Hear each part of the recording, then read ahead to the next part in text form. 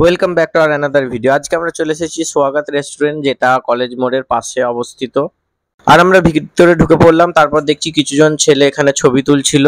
তারা এখানে ছবিটা ভালোই উঠছিল বলে তারা ছবি তুলছিল। আর রেস্টুরেন্টের নিচে তলাতে নয়, ওপর তলাতে। তাই আমরা চলে গেলাম উপরতলাতে সিঁড়ি ধরে। সিঁড়ির মধ্যে একটা ক্রিয়েটিভনেস দেওয়া হয়েছে, দেখতেই পাচ্ছ খুব সুন্দরভাবে এটা সাজানো হয়েছে।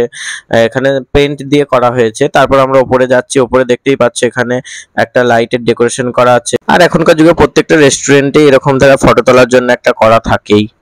ভিতরটাও কিন্তু খুব সুন্দর, দেখতেই পাচ্ছ এখানে কিছু কাপল সিট ছিল, নর্মাল সিট ছিল, 2 জন 4 জনের জন্য, আবার ফ্যামিলি সিট ছিল যেটাতে অনেকজন বসে থাকতে পারবে। আর ভেতরটা সত্যি জাস্ট ওয়াও ছিল। তোমরা দেখতে পাচ্ছ খুব সুন্দর এটা, মানে এখানে একটা কাউন্টার ছিল যেখানে তুমি বিভিন্ন মকটেল পাবে।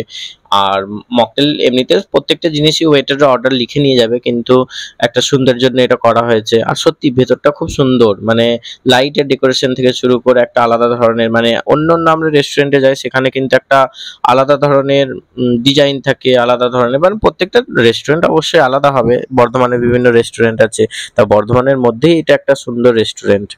তারপর আমরা বসে পড়লাম কিছু অর্ডার দেওয়ার জন্য।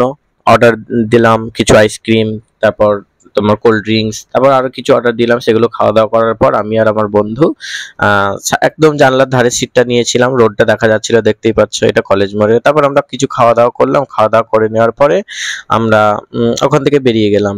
খুব সুন্দর এক্সপিরিয়েন্স হলো রেস্টুরেন্টটাই।